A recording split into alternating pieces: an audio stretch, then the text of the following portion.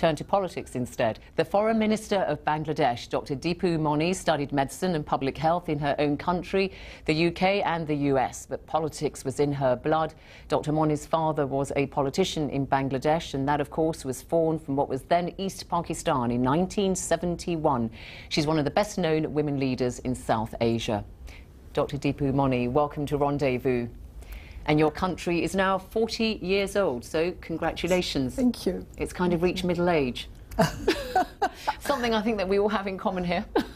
And your fellow guest, Richard Dawkins. Hello. So, Deepu Moni, I mean, obviously you studied medicine. You're sort of a person, a woman of science. But do you find any inherent contradiction in that and also being a practicing Muslim?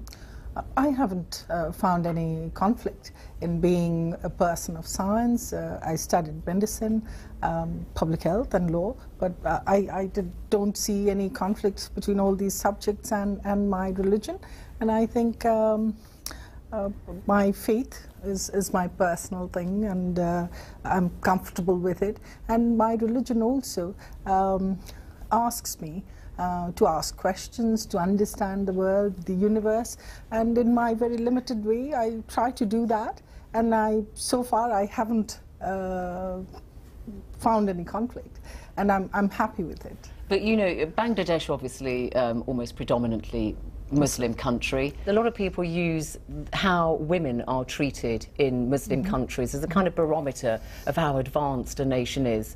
And what would you say to people when they look at Bangladesh and you see that you are a woman and foreign minister, Sheikh Hasina, the prime minister, is a woman, the leader of the opposition, Khalida Zia, is a woman, and then in Pakistan you obviously had the late Benazir Bhutto and so on. What is it about South Asia that allows women to assume these political roles, and yet when you look at the population at large, women do really still suffer a great deal of discrimination? Well, if I talk about Bangladesh, in Bangladesh there are problems with women suffering, but it's not more than anywhere else in the world.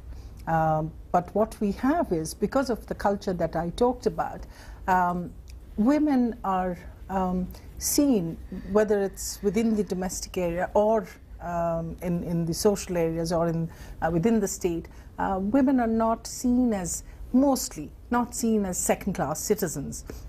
Women have a lot of opportunities, but we do have problems.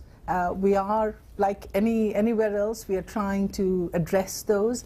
But culturally, I think, because in Buddhism they say that men are carriers of knowledge, but women are carriers of wisdom. And in Hinduism, all the great goddesses, I mean, they are. And in Islam... So is there that mix of... Yeah, and in Islam, in Prophet's life, women played a great role. And the first person to convert to Islam was a woman. The first martyr Khadija, that was the wife of the Prophet Muhammad. But so you see religion as a force for good on the whole?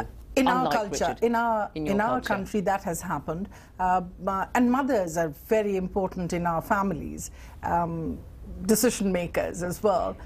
See what? So Richard, you hear what Deepu is saying there, that religion needn't necessarily be the destructive force that you say. The whole basis for the partition of the Indian subcontinent into India and the two halves of Pakistan was religion. There was no other reason. I mean, Bangladesh is part of Bengal, and your natural neighbours would be West Bengal. Yet because of religion, you became part of Pakistan. In the partition of the Indian subcontinent purely over religion, there were the most hideous massacres.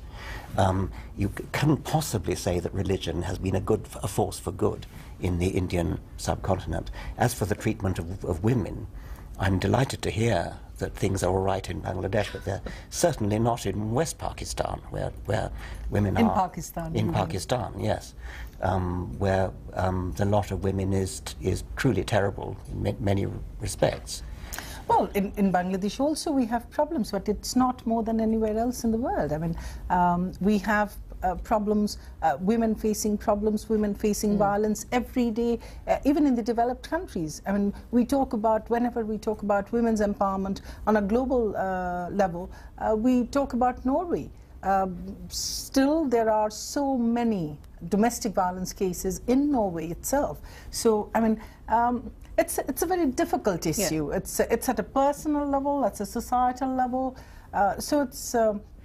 But we're just, okay, I want to... But when you talked about partition of India, actually, I believe that it's a misnomer.